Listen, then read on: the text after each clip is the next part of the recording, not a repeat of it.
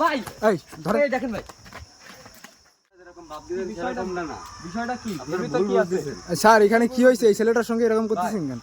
দেখেন না স্যার ভুল বুঝতেছে ভাই, আমি অনলাইনে সেকেন্ড অর্ডার করে বেড়া। আসলে কি ভুল বুঝতেছে এটা তো মানলাম, আপনার ব্যাগের ভিতর কি? ব্যাগের তারা তো ভিতর বিনা online কারণে আপনার পিছু ধরেনি। দেখি আমি অনলাইনে সেলসম্যান সেলসম্যান তা আপনি সেলসম্যান তা আপনার পিছু পুলিশ কেন? ভাই, এর ভিতরে কিছু পণ্য আছে ওই সাইডে এক জায়গায় অর্ডার করছে, একজন ওর দিতে যাচ্ছে আর স্যাররা এই এই সাইড ধরতে। এই সাইডে কোনো বাড়ি নেই তো কোন জায়গায় ঢাকা বিলের মধ্যে একটা বাড়ি আছে, আপনারা জানেন না স্যার?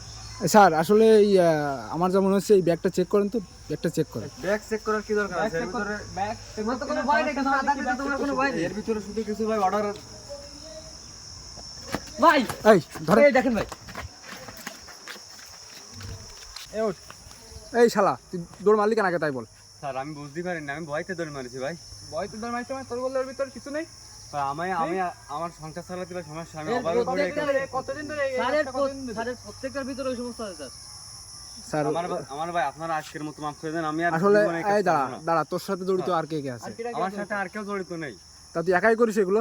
আমি একাই করি। এই মালগুলো যেখান থেকে আনিস তা তোর এই ব্যবসা করিস কেন? এই ব্যবসা কতদিন ধরে তুই?